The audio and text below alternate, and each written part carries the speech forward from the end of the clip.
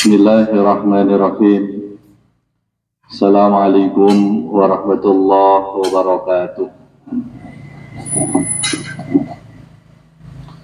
Alhamdulillah. Asyhadu an la ilaha illallah wahdahu la syarika lah. Wa asyhadu anna habibana Muhammadan abduhu wa rasuluh. Allahumma salli wa sallim wa barik ala Muhammadin wa alihi wa ashabihi ajma'in. Amma ba'd, para bapak, para ibu, jamaah kajian Ahad pagi yang semuanya saya hormati rahimakumullah. Syukur alhamdulillah, kesempatan pagi hari ini kita oleh Allah ditakdirkan bisa bertemu dalam keadaan yang baik, dalam keadaan selamat. Mudah-mudahan kebaikan dan keselamatan yang Allah anugerahkan kepada kita akan terus dan berlanjut sampai nanti di yaumil akhirah. Salawat dan salam kita mohonkan kepada Allah, mudah-mudahan oleh Allah senantiasa dicurahkan kepada junjungan kita Nabi Muhammad SAW beserta seluruh keluarga beliau, seluruh sahabat beliau, dan seluruh pengikut beliau, dan mudah-mudahan kelak nanti di yaumil akhirah kita termasuk orang yang pantas diakui sebagai pengikut beliau. Hadirin yang saya hormati rahimakumullah, di kesempatan yang baik ini saya ingin ngajak kepada panjenengan untuk sama-sama merenung. Sebetulnya Allah menghidupkan kita, memberi kehidupan kepada kita, menjadikan kita, kemudian Dia kehendaki kita menjalani kehidupan itu di dunia ini. Itu maunya apa? Allah itu punya kehendak yang bagaimana terkait dengan skenario kehidupan yang Allah berikan kepada kita sebagai manusia. Makanya orang Jawa bilang, menungsoiku kudu ngerti sangkan paraning dumati. Artinya manusia ini harus ngerti, paham dia itu dari mana, kemudian hendak kemana, dan dia ini sekarang harus ngapain. Apa yang mesti dia kerjakan terkait dengan tujuan kemana itu. Islam sebagai agama yang sempurna, sebagai agama yang paripurna, itu memberi arahan terkait dengan semua itu. Kita dikasih informasi, manusia, kamu itu dari mana? Dan kamu sedang di mana? Dan kelak kamu akan kemana? Itu dikasih tahu. Sehingga ibarat orang yang sedang safar, orang yang sedang bepergian, kita itu punya kompas. Kalau orang muda sekarang bilang, ada orientasi hidup. Jadi uripku ada tujuan nih.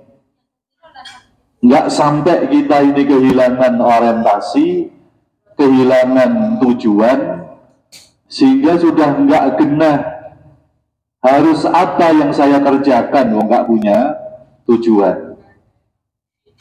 Terkait dengan itu, Islam menginformasikan bahwa Allah menjadikan kita, kemudian memberi sarana kehidupan agar kita bisa menjalani kehidupan ini dengan baik, supaya kita beribadah kepadanya. Beribadah itu saya sering sampaikan, jangan hanya dipahami hanya yang bersifat ritualitas. Jangan dipahami hanya yang bersifat seremonial. Kalau dalam bahasa agama yang bersifat ibadah mahdhah, seperti sholat, haji, puasa, itu ibadah. Jikalau kita lakukan itu, memang ada nilai penghambaan kepada Allah. Tapi yang harus kita pahami, ibadah itu gak monokuwi tok. Yang dinamakan ibadah, yang dinamakan penghambaan, gak seperti itu tok. Jikalau ibadah hanya dipahami sholat, puasa, haji, tilawatil Quran, zikir, maka Al-Quran itu hanya tidak lebih dari 30% yang berbicara tentang itu. Artinya lebih dari 70% yang dibahas sekaligus harus dipedomani manusia di dalam menjalani kehidupan ini, malah aspek-aspek di luar itu. Sing gak enek kaitane karo sholat, zakat, poso dan sebagainya. Apakah yang lebih dari 70% itu bukan ibadah? Ibadah. Nah, maka saya sering sampaikan kepada penjenengan, banyak orang itu berpikir andai dia punya uang yang banyak, dia ingin mendapatkan predikat sebagai hamba yang baik di hadapan Allah, maka yang terpikir oleh dia membangun masjid, yang terpikir oleh dia umroh, yang terpikir oleh dia membangun musola. Padahal yang namanya amal jariyah, wakaf, itu kalau kita jujur terhadap dalil, yang paling banyak pahalanya justru jalan dan sumur. Gitu. Jalan dan apa Pak? Sumur. Kok dengan punya uang untuk membangun masjid, bagus. Bagus Pak. Man bana masjidan fil ard, banallahu lahu baitan fil jannah. Barang siapa yang membangun masjid di bumi, maka Allah akan membangun untuknya rumah di surga. Bagus. Tapi kalau kita jujur terhadap dalil-dalil ini kita kumpulkan, kemudian kita simpulkan, ternyata amal jariyah itu yang paling bagus untuk sumur, untuk jalan. Artinya yang untuk kemaslahatan umum, untuk kemanfaatan publik yang luas, maka itu nilai kebajikannya lebih besar. Nah, lek penjenengan bangun masjid enek manfaate. Nggo sapa umat Islam tok, enek toke, Pak. Tapi kalau penjenengan wakaf untuk jalan, orang Hindu, orang Nasrani, orang Buddha, orang Konghucu, para kapitayan, pengikut kapitayan, ikut lewat. Lah pertanyaannya, memberikan kemanfaatan terhadap orang lain yang non-muslim, boleh apa enggak? Berpahala apa enggak? Berpahala. Nah, orang ketika punya uang, dia umrah, bagus. Al-umrah ilal umrah kafaratun lima bainahuma. Umrah yang satu ke umrah yang lain itu menghapuskan dosa. Ada dalilnya. Tapi orang seringkali kayak menjadi tren, sebab memang mendongkrak prestis ketika dia itu update status sedang di samping Ka'bah, sedang di Nabawi dan sebagainya. Tapi kok kita nggak pernah melihat banyak saudara-saudara kita, banyak teman-teman kita, banyak tetangga kita, orang-orang di sekitar kita yang mereka itu rumahnya nggak layak huni, yang mereka itu ingin sekolah tapi nggak punya biaya, yang dia nggak berani tinggal di rumah karena dikejar-kejar oleh rentenir. Dia sakit, tergolek lemas di atas dipan, tapi dia tidak mau berobat, bukan karena nggak ingin sembuh, tapi nggak ada uang untuk biaya. Nah, kelompok yang seperti ini itu kadang-kadang kurang mendapatkan perhatian. Orang ingin menjadi hamba Allah yang baik, tapi yang dia pikirkan umrohnya, yang dia pikirkan bagaimana mengunjungi Baitullah. Saya tidak mengatakan itu tidak baik, tapi ada yang jauh lebih baik. Penjenengan punya atensi, penjenengan punya perhatian, penjenengan punya kepedulian dengan harta yang penjenengan miliki kepada orang-orang yang kurang beruntung. Maka saya katakan tidak ada gunanya, Pak. Ada uang setahun ping telu umroh, tapi tanggane kesulitan ekonomi, dia nggak peduli. Itu menurut saya kurang tepat. Maka itu, Pak, tidak hanya berlaku bagi pribadi-pribadi. Kalau penjenengan itu memahami hikmah awal didirikannya Persyarikatan Muhammadiyah misalnya, itu ternyata Kiai Dahlan inspirasinya, Pak, itu dari surah Al-Ma'un yang Allah berfirman dengan nada yang sangat sarkastis, ara'aital ladzi yukadzibu biddin, bentuknya istifham, bentuknya pertanyaan, tapi sangat menusuk hati. Tahukah kamu orang yang mendustakan agama? Ngerti ya? Ngerti tak ira? Wong sing agamane goroh ni agama. Siapa mereka? Allah yang berfirman, fadzalikal ladzi yad'ul yatim wala yahuddu ala ta'amil miskin. Jadi Allah menyebut dua kelompok orang-orang yang jikalau kita abaikan, jikalau kita nggak pedulikan, maka kita mendapatkan label sebagai pendusta agama. Ayo, kalau kita komitmen terhadap dalil, saya nggak pernah umroh, saya punya uang nggak umroh, apakah saya termasuk pendusta agama? Apakah saya pendusta agama? Tidak. Tapi ketika saya punya uang,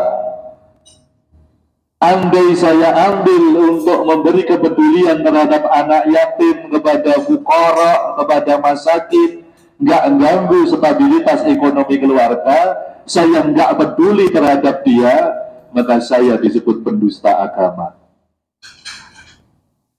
Maka kalau kita mau menggunakan logika kita, Pak, sesuatu yang jikalau kita tidak lakukan kemadaratannya lebih besar, berarti itu lebih urgent.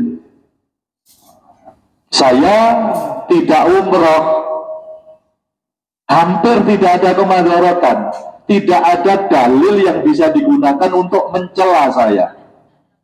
Tapi saya nggak peduli terhadap orang miskin, nggak peduli terhadap fuqara, nggak peduli terhadap anak yatim, padahal punya uang untuk memberi kepedulian terhadap mereka, saya pendusta agama.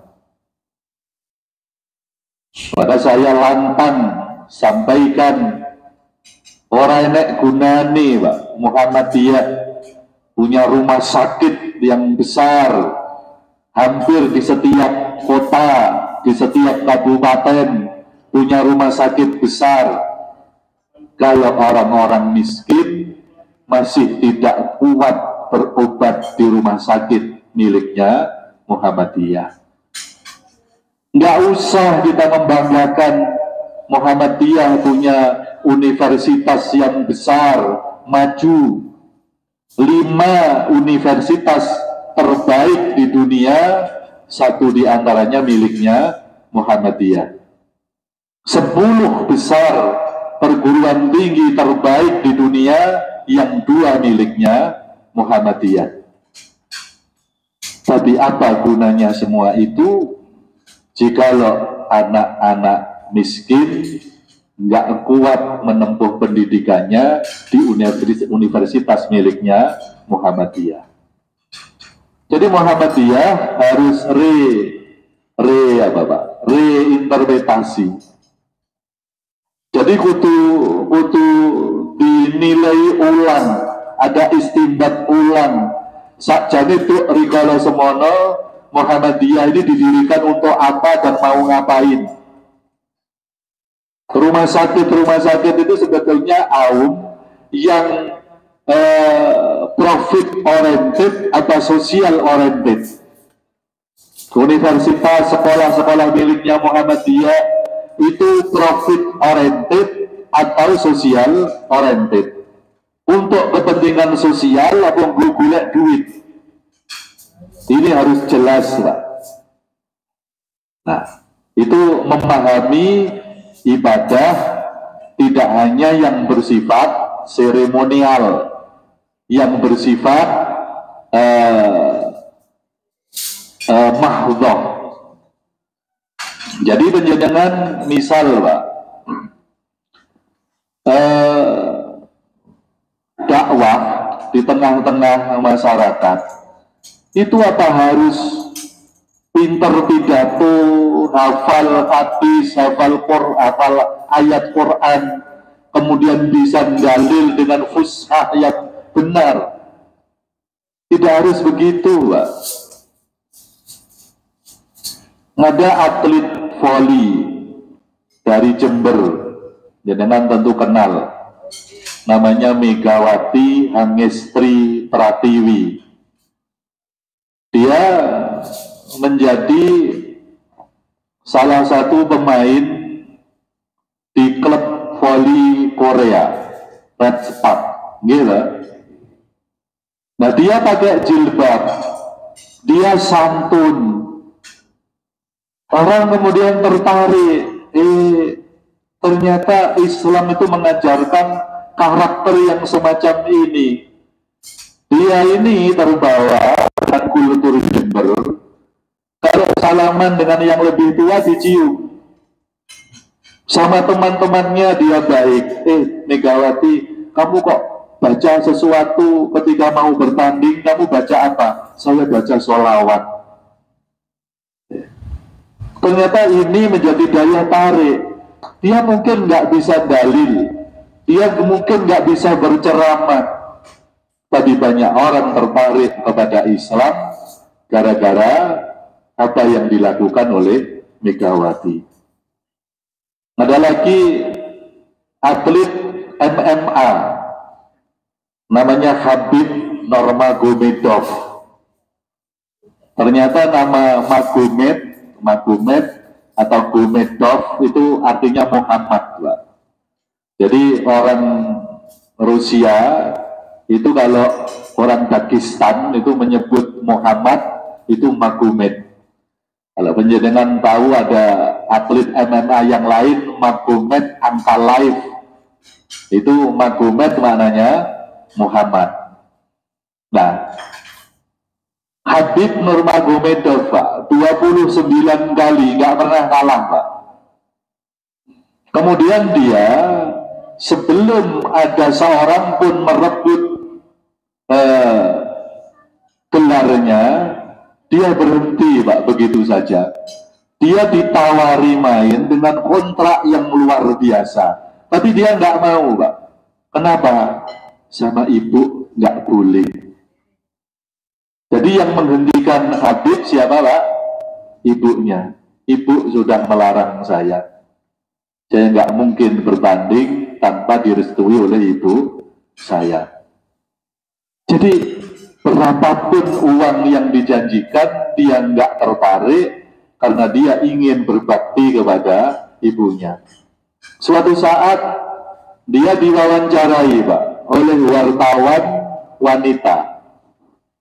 Dia sama sekali tidak melihat wartawan yang memberi wawancara ini, karena menurut agama memang tidak boleh. Jadi dia tidak melihat sama sekali. Ketika wartawan ini ditanya, apakah kau tidak tersinggung? Kamu berbicara dengan orang tapi sama sekali tidak dilihat. Dia seakan tidak punya perhatian terhadap kamu. Tidak. Saya tahu karakter Habib. Dia justru menghargai saya. Enggak seperti yang lain pelotak-pelotak seakan-akan tidak menghargai saya. Hadirin yang saya hormati rahimakumullah. Maka sekali lagi panjenengan jangan memahami ibadah hanya yang bersifat ritualitas, yang bersifat seremonial, ibadah mahdhah, jangan. Tapi hal-hal yang di luar itu harus pula panjenengan perhatikan, sebab itu porsinya justru lebih besar. Nah, ketika saya mengatakan bahwa tugas kita di dunia dijadikan oleh Allah, kemudian kita diperintahkan untuk menjalani kehidupan ini untuk menghambakan diri kepadanya, itu memang Allah sampaikan, wa ma umiru, dan mereka itu tidaklah diperintahkan illa kecuali. Karena kalau diawali dengan tidak, kemudian ada illa, istifna lil isbat, itu artinya adalah fungsi satu-satunya, Pak. Itu kalau ditranslate dalam bahasa Mojokerto, lan ora dan perintah ati kejaba mung kon ibadah, kecuali agar beribadah kepada Allah, liya'budullaha mukhlishina lahudina hunafa. Nah, karena itu fungsi satu-satunya para bapak dan ibu, maka apapun yang kita lakukan tidaklah boleh bergeser dari tujuan itu. Awake dhewe iku didadekne Gusti Allah kon ngabekti. Kata liya'budullah itu biasanya dalam Al-Quran terjemah, translate-nya agar menyembah kepada Allah. Saya dalam berbagai kesempatan selalu menyampaikan, saya tidak setuju dengan translate ini. Kata liya'budullah ini maknanya bukan menyembah Allah, tapi menghambakan diri, mengabdikan diri kepada Allah. Pengabdian atau penghambaan itu memang salah satu bentuknya adalah penyembahan, bentuknya rukuk dan sujud, tapi itu bukan bentuk pengabdian satu-satunya.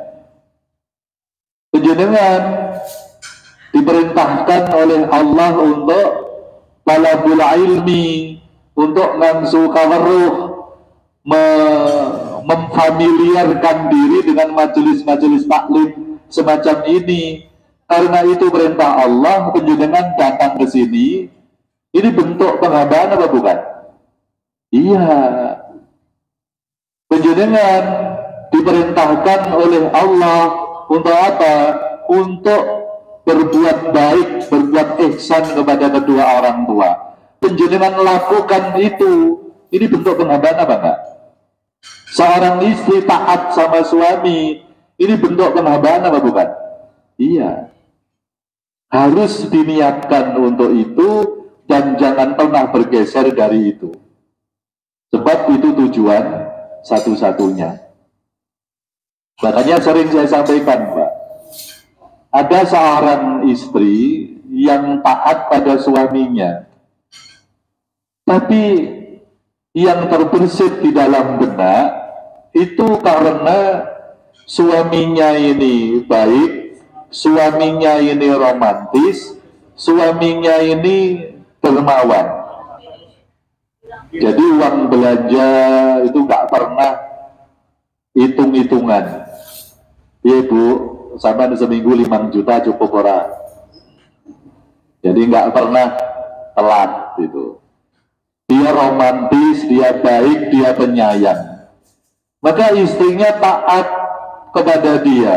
Bu, sampean taat pada suami. Iya. Kenapa menjadikan taat kepada suami? Karena suami saya ini baik, dia romantis, dia dermawan. Maka ini tidak bernilai ibadah dan tidak mendapatkan nilai kebajikan di sisi Allah, guys. Nggak ada. Nah, kenapa? Sebab nggak ada kaitannya dengan Allah. Tapi ketika seorang istri taat kepada suami, dia ditanya, apakah ibu taat pada suami? Iya. Kenapa ibu taat pada suami menjenengan? Karena taat pada suami adalah perintah Allah. Loh, suami ibu kan jahat, suami ibu kan bakhil. Masa penjenengan 1 minggu cuma dikasih 50.000? Itu pun suami ibu jahat. Kalau orang Jawa bilang sering morongan tangan, dikit-dikit jet, dikit-dikit hot, dikit-dikit strike. Jadi ibu seperti samsak saja bagi dia. Kok ibu tetap taat? Kalau dia begitu, itu urusan dia dengan Allah. Yang saya tahu, Allah memerintahkan saya untuk taat dan baik kepada suami.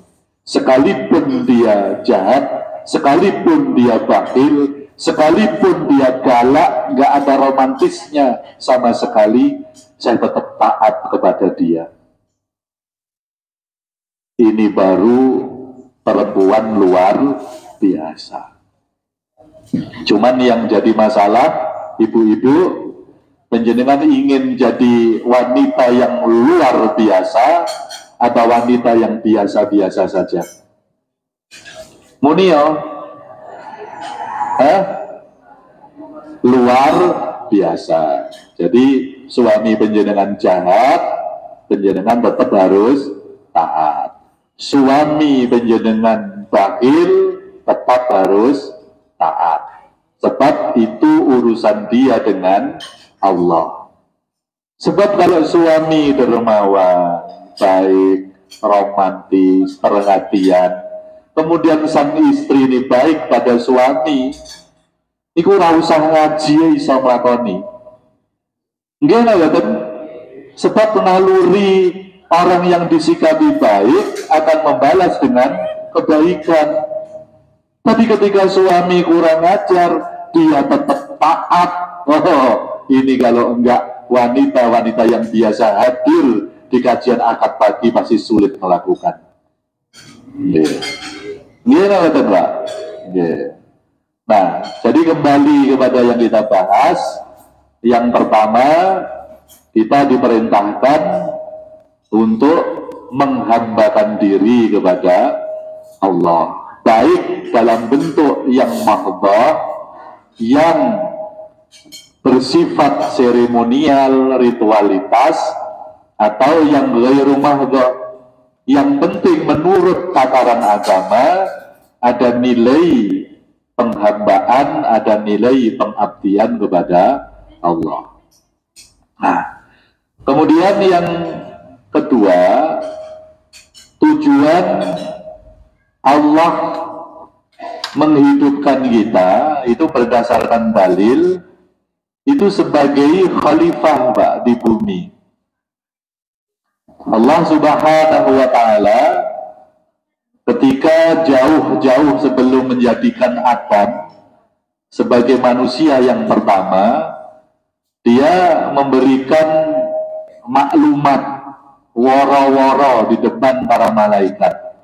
Ini ja'ilun fil ardi khalifah. Sesungguhnya aku akan menjadikan di muka bumi seorang khalifah. Lah khalifah itu apa tugasnya? Para ulama berpendapat khalifatul ard, khalifah di bumi, itu tugasnya memanage bumi bagaimana agar menjadi baik. Sehingga apapun kapasitas penjenengan, penjenengan misal jadi penguasa, penjenengan jadi pedagang, penjenengan jadi petani, penjenengan jadi pemimpin, semuanya itu harus ditujukan untuk mengemban amanah sebagai khalifah, yaitu memanage bumi ini bagaimana agar menjadi baik. Nah, orang yang jadi pemimpin itu sudah nggak memikirkan bagaimana wilayah yang saya pimpin menjadi baik. Orang-orang yang saya pimpin terayomi dan terayemi, tidak memikirkan hal yang demikian. Berarti dia nggak sadar bahwa dia adalah sebagai khalifah. Iya Pak, dikongkon jadi presiden malah korup, malah membuat dinasti. Seakan-akan negara ini milik keluarganya. Dia mestinya komitmen terhadap aturan, komitmen terhadap undang-undang. Sebab ini real. Orang itu kalau sudah nggak taat pada aturan, manakala nggak sesuai dengan aturan, bukan dia yang menyesuaikan, tapi aturan yang dirubah, rusak, ambiar. Iya. Jadi aku dua anak, lek manut undang-undang, belum cukup umur, bukan nunggu sampai umurnya cukup, tapi undang-undangnya yang dirubah. Amoh guys. Ya. Ini berarti dia nggak sadar bahwa dia itu sebagai khalifah.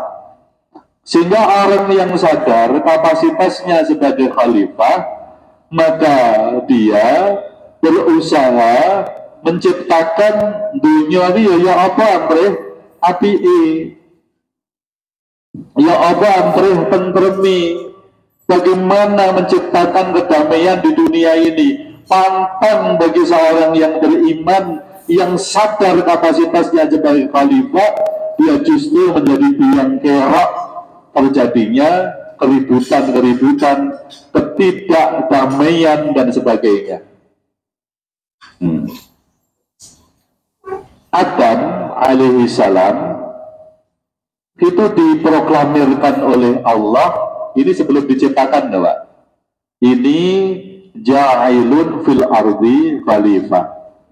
Dijadikan apa? Khalifah. Di mana? Fil ard, di bumi. Cuman yang jadi pertanyaan, begitu Allah ciptakan Adam, ternyata enggak diturunkan ke bumi, tapi disuruh bertempat tinggal di surga. Uskun anta wa zaujukal jannah. Kamu berdua, kamu dan istrimu tinggal sana di surga. Nah, kemudian melalui serentetan peristiwa, akhirnya dia diusir dari surga, disuruh turun ke bumi. Orang yang kritis akan bertanya, loh, lek memang tujuannya Gusti Allah menciptakan Adam untuk dijadikan khalifah di bumi, ngapa kok gak langsung diturunkan ke bumi menjadi khalifah? Tapi disuruh tinggal di surga, kemudian ada peristiwa-peristiwa yang dia divonis sebagai pihak yang bersalah, kemudian terusir secara terhina sebagai hamba yang berdosa. Ngapa kok gaya lakon semacam itu? Kalau penjenengan mengikuti cerita Al-Quran, dan ini versi yang paling benar, ini kan Adam kemudian Hawa, kemudian iblis. Ini kan menjadi pemeran utama, Pak, dalam kisah itu. Itu ada pelajaran yang luar biasa itu. Yang pertama, Allah itu ingin menunjukkan bahwa kelak kamu ini akan menghadapi musuh di dalam mengemban kekhalifahanmu, yaitu makhluk yang karakternya seperti iblis. Jadi orang-orang seperti iblis dan sekutu-sekutunya, baik yang dalam bentuk jin dan manusia, itu akan selalu menghadapi, harus kita hadapi, menghalangi kita, berusaha menggagalkan kita di dalam mengemban tugas kekhalifahan. Itu ditunjukkan, Mbak, oleh Allah, sehingga dikatakan setan itu lakum aduwwum mubin. Lakum bagi kalian, aduwwum mubin, musuh yang nyata. Dikasih tahu itu karakternya gimana, dia pembohong. Karakternya gimana, dia selalu menjanjikan yang indah-indah. Karakternya gimana, dia hanya punya satu tujuan, yaitu mencelakakan kita. Maka bujuk rayu setan dalam bentuk apapun jangan diikuti, Pak. Itu semuanya bertujuan agar kita terjerembab ke dalam kehinaan. Nah, kemudian pelajaran yang kedua yang diajarkan Allah kepada Adam termasuk kita, bagaimana mensikapi kesalahan. Jadi Adam itu divonis sebagai pihak yang bersalah. Nyapa dipenging ra kenek. Iblis divonis sebagai pihak yang salah. Nyapa dia diperintah nggak mau. Jadi kalau iblis diperintah nggak mau, kalau Adam dilarang ngengkel, kan begitu. Tapi ketika keduanya sama-sama divonis salah, itu di dalam merespon kesalahan dosa yang telah dia lakukan, iblis dan Adam merespon dengan sikap yang berbeda. Kalau iblis itu menganggap bahwa kesalahan ini gara-gara Adam, padahal fakta kasus nggak ada kaitannya dengan Adam sama sekali.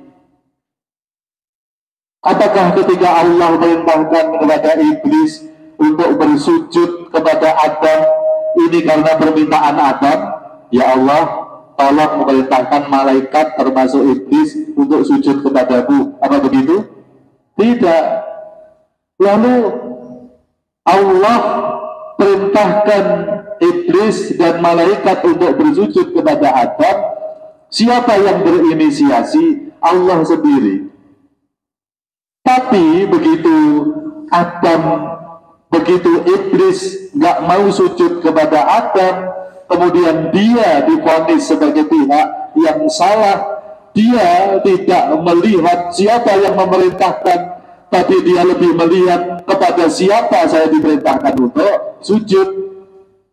Maka ini, Pak, menurut iblis yang patut dipersalahkan adalah Adam. Goro-goro Adam saiki aku dimurkai karo Gusti Allah.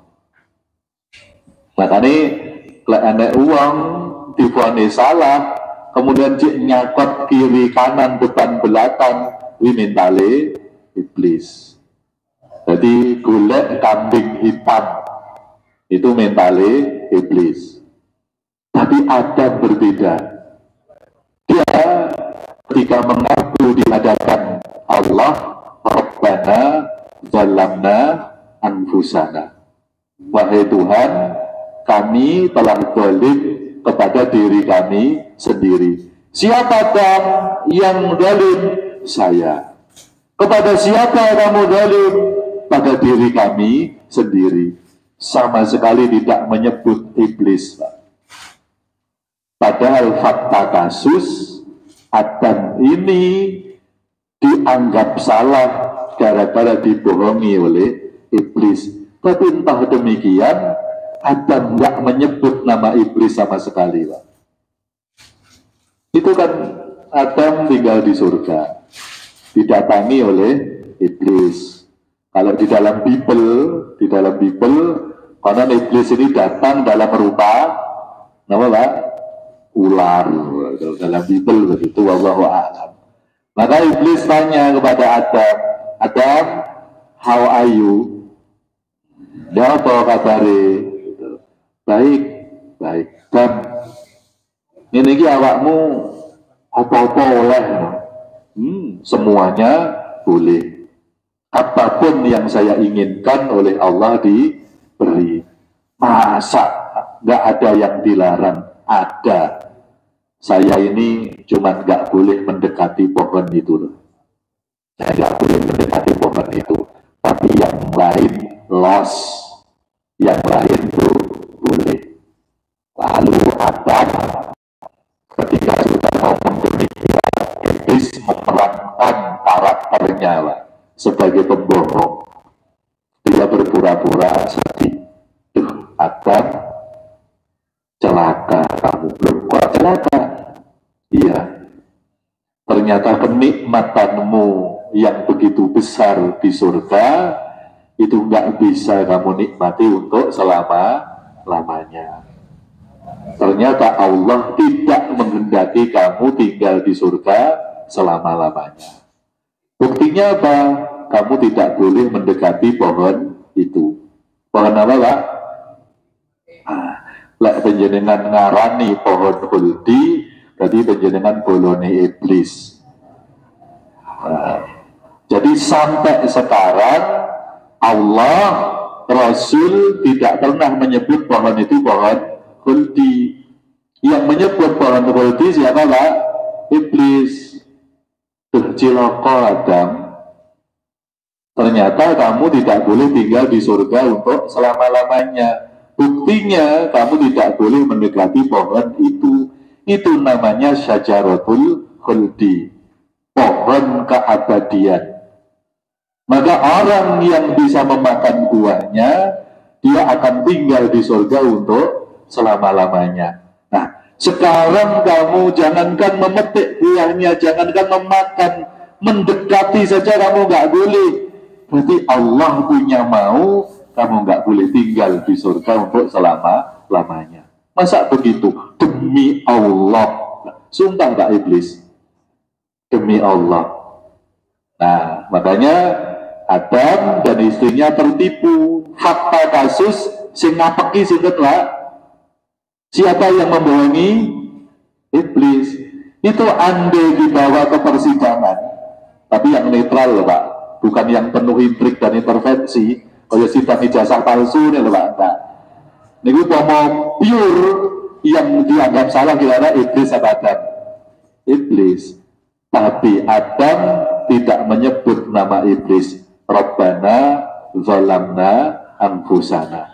Siapa yang salah? Dan kami. Kepada siapa kamu salah? Kepada diri kami sendiri. Maka Allah mengampuni dosa-dosanya Adam. Taubatnya Adam diterima oleh Allah. Ada nggak pelajaran di situ? Nah, setelah dianggap mendapatkan pelajaran yang cukup sebagai bekal untuk mengemban amanah sebagai khalifatul haq, Adam kemudian diturunkan ke bumi. Jadi skenario-nya semacam itu. Nah, kita sebagai duriyahnya, sebagai anak cucunya Adam, harus sadar akan itu. Makanya tugas kekhalifahan itu banyak yang harus kita lakukan dengan cara bersinergi, melakukan bentuk-bentuk simbiosis. Jadi hubungan yang mutualisme, yang saling menguntungkan, sehingga harus terorganisir, harus punya visi dan misi yang sama. Sebab banyak hal-hal yang menjadi tugas kekhalifahan yang itu tidak bisa dicapai dan dikerjakan dengan sendiri-sendiri. Makanya kalau misalnya jenengan itu bergabung dengan ormas-ormas, tentu saya tidak boleh membatasi harus Muhammadiyah, harus NU, harus Al-Irsyad, harus Persis, dan sebagainya, nggak bijak. Tapi ketika jenengan bergabung dengan persyarikatan dengan ormas, itu tugas kekhalifahan akan lebih efektif jenengan tunaikan. Makanya Allah dawuh wal takum minkum ummatu yad'una ilal khair. Hendaklah ada di antara kalian segolongan. Jadi unine ayat itu segolongan, Pak. Banyak, Pak, hal-hal yang nggak mungkin bisa jenengan kerjakan sendiri. Kudu kerjasama. Sebab itu memang amal jama'i, tidak boleh dikerjakan secara munfaridan, nggak boleh. Nah, makanya jenengan bergabung dengan persyarikatan, bergabung dengan ormas, gak bopo. Wes, Pak, saya ingin bergabung dengan teman-teman yang bukan Muhammadiyah, bukan NU, tapi untuk tujuan ini, memberi kemasyarakatan kepada orang-orang di tempat-tempat yang terpencil, gak apa-apa, Pak. Misalnya Hidayatullah, gak apa-apa. Aku sing rademen niku goro-goro fanatis golongan, fanatis organisasi, kemudian saling benci, terkooptasi oleh organisasinya masing-masing, lupa bahwa Islam juga punya tujuan. Muhammadiyah, NU, Al-Irsyad dan sebagainya hanya alat perjuangan, bukan tujuan perjuangan. Maka dakwah itu yang benar memanggil kepada Islam atau memanggil kepada organisasi Islam. Nah, enek sing gak Muhammadiyah, enek sing gak NU, enek sing jarine gak terorganisir, tapi ngelok-ngelok nih organisasi-organisasi ini, itu menurut saya juga nggak bijak. Jenenge OTB, organisasi tanpa bentuk. Jangan. Jadi ya terorganisir, ya nek ketuane, ya nek sekretarise, nek bendaharane, nek sing bagian ngidurungi surat. Tapi mereka tidak mau disebut sebagai organisasi. Kemudian berkomentar sumbang terhadap organisasi-organisasi yang ada. Ini menurut saya juga kurang bijak. Sehingga kadang-kadang hari ini kita ini kehabisan energi bukan karena kita ini sudah berjuang dengan menghadapi musuh-musuh, tapi energi kita tuh habis justru untuk menghadapi teman-teman sendiri. Masalah-masalah yang kecil dibesar-besarkan pengikutnya masing-masing untuk saling benci. Jadi peristiwa misalnya yang hangat, ya, misalnya Riyad Bajri, Pak Riyad Bajri, terus kemudian Ustadz Ade Hidayat ngomong nih musik, itu ternyata, Pak, neng Blitar tajam, Pak, tajam sekali musik itu loh, Pak, tajam sekali. Mungkin menjadikan musik itu haram mutlak apa halal bersyarat? Jawab yang tegas lah. Haram mutlak, apapun alasannya, apapun liriknya, apapun jenisnya, haram. Apa delok-delok? Terus Pak, delok-delok. Jenengan sing pemahamani delok-delok, saya ingatkan ya, mereka-mereka yang mengharamkan musik secara mutlak, banyak di antara mereka itu yang para masyayikh, orang-orang ahli hadis, orang-orang ahli fikih yang keilmuannya jauh di atas kita. Maka panjenengan harus hormati. Nyapa orang nyanyi kan ya ora dosa. Aku nggak mau musik, aku nggak mau nyanyi. Menurut ya dosa, Pak. Dosa apa enggak? Tidak. Bahkan nek cara aku layak diapresiasi. Oh, dia hati-hati. Halo, Pak. Ning kelompok yang ini, yang hati-hati ini, yojok teman-teman nek nglincipi lambe. Terus ngelok-ngelok nih kelompok yang menghubungi musik halal bersyarat. Jadi ya halal, tapi enggak mutlak. Delok-delok. Delok. Engkok lek jenengan ngukumi haram mutlak, jenengan akan berhadapan dengan mayoritas umat Islam dan bahkan berhadapan dengan mayoritas ulama. NU punya Yalal Waton musik, Muhammadiyah punya Maras Sang Surya, Buya Hamka pernah ngarang lagu panggilan jihad, Bimbo yang lagu-lagu rohani ternyata juga banyak yang suka. Bahkan yang pernah nuliskan syairnya adalah Taufik Ismail.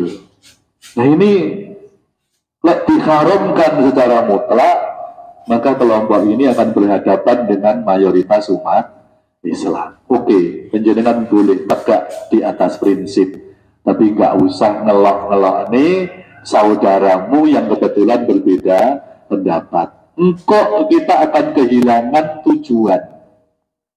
Energi kita habis untuk nukari konjone dewi, lupa dengan tujuan yang asli. Panjenengan ngarom-ngarom nih musik secara mutlak, Pak. Dulur-dulur awake dhewe sing NU tiap acara nyanyi Yalal Waton. Yalal Waton, Yalal Waton, Yalal Waton. Hubul waton minal iman wala takum minal firman in hadu ahlal waton haram muni ngono, Pak. Kroyok besar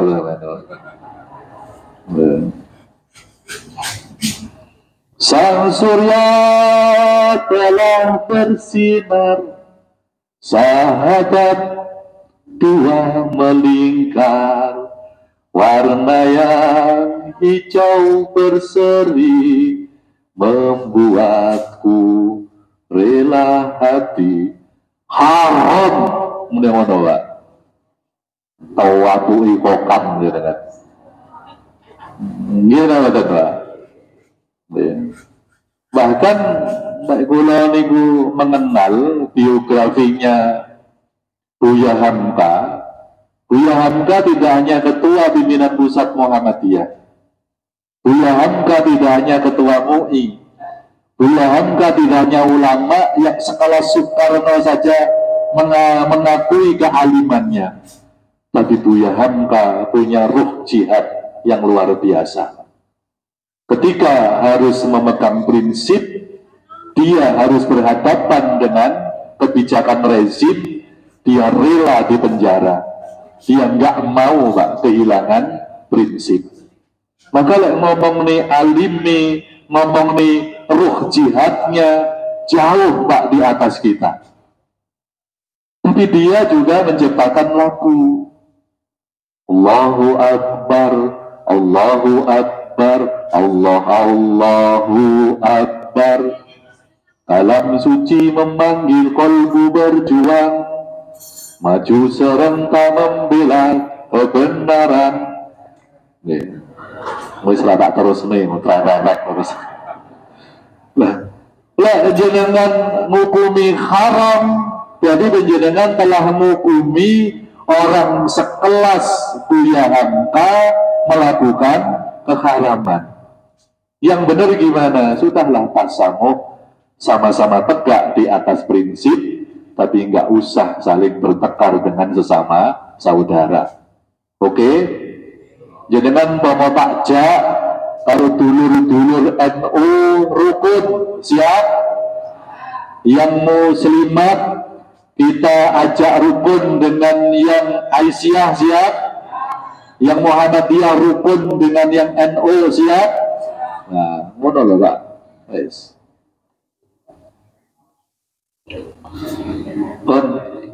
Assalamualaikum warahmatullahi wabarakatuh.